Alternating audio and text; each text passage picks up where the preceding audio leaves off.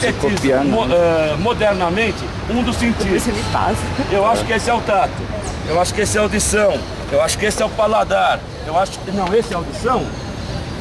Vamos ver o que vocês acham. O Flávio de Carvalho, ele revestiu um conjunto de casas que ele construiu na Alameda Campinas, em São Paulo, casas modernas na década de 20, revestiu os banheiros com essas ladrilhos hidráulicos. Por que se chamam ladrilhos hidráulicos? Eles se chamam ladrilhos hidráulicos porque é um processo de impressão com pigmentos. É muito legal. Vamos ver se eu levo vocês numa fábrica, tá? Se trabalha com pigmentos e se impressiona com uma forma e essa forma fica imersa na água, tá? É um processo muito interessante. É isso mesmo. Pessoal, o que eu queria mostrar para vocês aqui na Biblioteca Mário de Andrade é o seguinte: um condicionante de projeto. Quando Jacques Pilon foi projetar essa biblioteca, ele teve que ter um condicionante que ele teria que seguir. Qual era o condicionante? Vamos ver se vocês percebem. Quem tem um lenço de papel para me emprestar? Ah, que ótimo, você é mais prático, eu gosto disso. Por isso que é bom vocês carregam. Pessoal, qual é o condicionante que o arquiteto seguiu aqui para criar essa biblioteca? Prestem atenção, comecem a perceber singularidades de projeto. Tem uma árvore no meio do caminho tem uma árvore. E o que ele faz com essa árvore? Ele corta essa árvore? Não. Ele incorpora o projeto. Ele envolve. Você vê que ele envolve a árvore e cria um espaço muito legal. Por quê? Que nem Porque ali na nesse térreo nós temos a chamada hemeroteca. Já ouviram falar desse nome, hemeroteca? É lugar de consulta de jornais e revistas, ok? Não fiquem avexados, como diz o nordestino. Eles vão pensar que eu sou evangélico, pastor evangélico. Amém, irmãos? Né? Fiquem tranquilos. A gente está aqui para relaxar e se divertir, não é, senhor? E aprender, né? Então vocês vejam que o Pilon, ele teve que respeitar um condicionante que foi dado pela prefeitura, preserve a árvore. E olha que solução criativa e bonita. Ele incorpora a arquitetura, passa a ser um elemento do paisagismo incorporado aos espaços internos. Ok? Olha quanta coisa que a gente tem aqui para a gente conseguir entender, e quem tem curiosidade nessa vida consegue ganhar esse tipo de informação. Essa informação é muito útil porque amanhã, quando você for projetar, você vai perceber desse exemplo numa outra situação, tá? Numa outra necessidade, e esse exemplo vai te dar uma aula. Vai saber como se faz a coisa legal, a coisa certa. Essa é uma arquitetura sustentável? Com certeza. Vocês amanhã serão responsáveis pela cidade e pelas construções sustentáveis, ok? Essa é uma arquitetura sustentável que respeita a natureza. Vamos tomar um café? Qual o nome do arquiteto que fez aqui, professor? Pilon, Jacques Pilon. Uma questão social interfere na vida de todos nós e nos faz prisioneiros da cidade. A gente tem que lutar contra isso, né? A gente não pode recuar e deixar que os bandidos tomem o lugar que é nosso. Vamos subir? Trabalhando com essa vista fantástica. Aí vocês veem os apartamentos que nós temos aqui. É o Mário Figueiroa. Você vai ouvir falar muito desse arquiteto, Mário Figueiroa. E o Lucas Fer, que deu aula com a gente também. Mário Figueiroa. Ele é chileno, radicado no Brasil.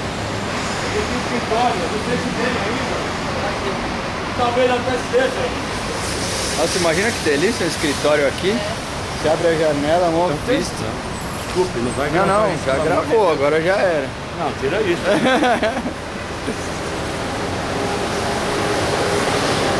que legal, hein?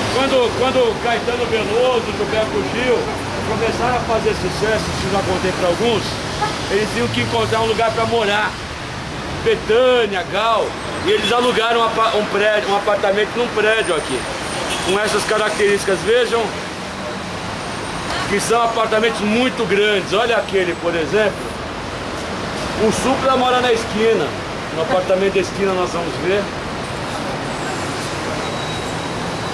Aqui tem uma coisa muito curiosa, porque são apartamentos grandes e que são mais baratos, às vezes, relativamente a outros. Por quê? porque às vezes só tem uma vaga de garagem. Antigamente não se pensava em ter 3 carros, para ter um já tinha que ter muita grana. Antigamente, quando eu digo, até a década de 70, pessoal. Hoje em dia vocês não conseguem vender um apartamento com uma família de classe média que não tenha 2 garagens. É verdade. Tem até 3 garagens. Mas no nosso tempo, meu pai veio a comprar o primeiro carro com quase 50 anos. Mas professor, Isso era a coisa mais normal do mundo. mas esse negócio do apartamento Um antigo... canteiro de obra. Ao mesmo tempo, nós temos a estrutura pilotis, pilares, que sustentam toda a estrutura. Portanto, vocês podem, em cada andar, criar uma disposição diferente de cômodos. As paredes podem ser mudadas internamente.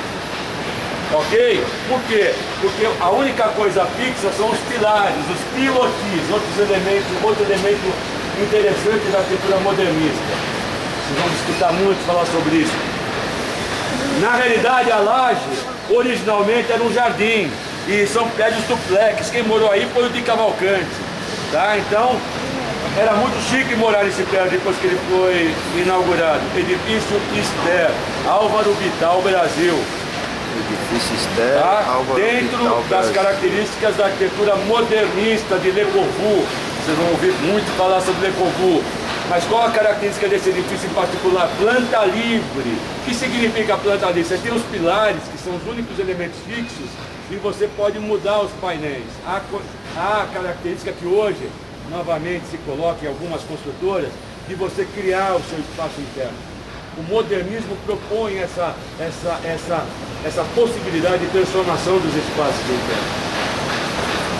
A vida moderna impõe transformações, porque os hábitos mudam muito rapidamente, a característica da família muda muito rapidamente. Os arquitetos modernistas perceberam isso.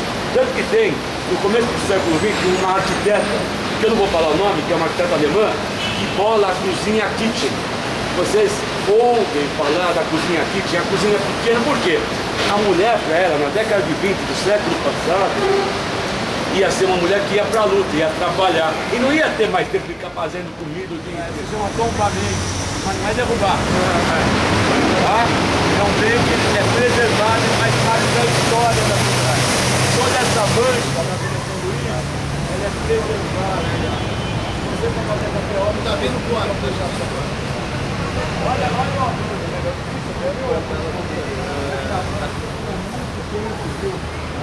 Em algumas avenidas, com esse canteiro. Olha que legal. Eu quero que vocês vejam esse canteiro, que está maltratado, né? De repente, se pensa de verde, é plantar árvore, árvore, árvore. Falta um projeto de plantação. Não existe, não tem de árvore, né? Vamos lá. Aqui tem institucional, né? Edifício Tem Itália, restaurante ainda. Mas mexe com comida aquilo ali. lá tá? no fundo o Copan.